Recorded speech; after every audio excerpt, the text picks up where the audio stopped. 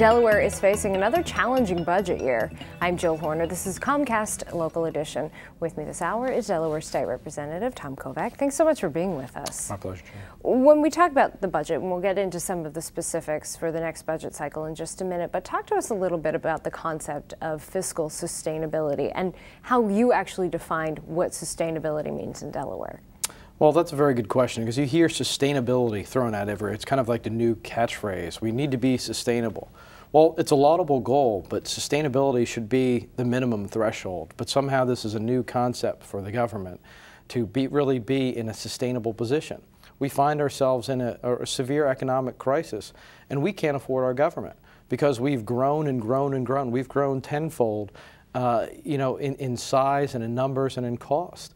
We've doubled over the last 10 years. I mean, we can't afford to do that. We've got to get to a place as a minimum that we can be sustainable. So many times when we hear the term sustainability, we think of environmental sustainability, but we're talking about sustainability of government and sustainability of the finances within the state.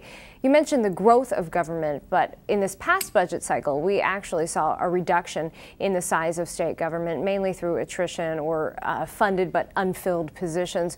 But are there additional steps that need to be taken in order to reduce the size of state government? There are absolutely those tough decisions that have to be made. We were able to work with the administration and come up with a plan, but it didn't reduce physically an actual size of government. What it did, as you mentioned, it cut unfunded positions. It worked through attrition.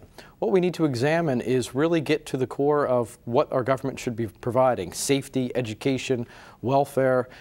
Help our basic citizens out. We've talked many times about consolidation of school districts, consolidation of administrative functions within school districts.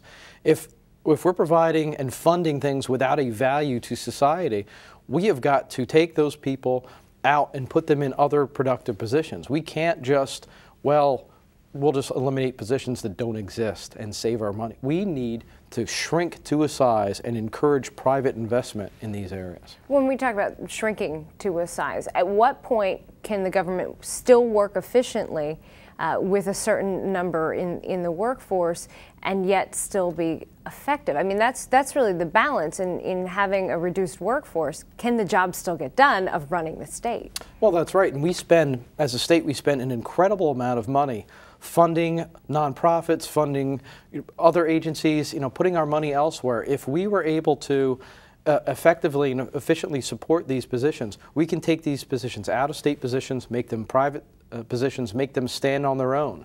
Take school district administrative positions, reclassify them, fund them separately, and take them out of the direct state payroll system, and really have a lot more efficient, effective government. We can't afford to be the employment center. And what's worse is, if we try to do that, then we're penalizing each and every state employee because we don't have enough money to pay them. The best way to protect state employee wages and salaries is to trim the force, just like the private sector does. In trimming that force, that's a very challenging proposition, and for many people that could potentially mean layoff. Is there any indication at this point whether that, one, will happen, and two, what kind of numbers we're talking about? Well, you need a significant trim of the size of the workforce, just like, again, it's done in private industry. The government is not a private industry, but it should make every effort that it can to act like private industry, to act like our households. If we're having problems with our energy bills, we need to reduce the consumption of energy. We do need to do the same thing as the government. We need to reduce the size of our workforce so that we can afford it. We can't just charge our customers, our taxpayers, more.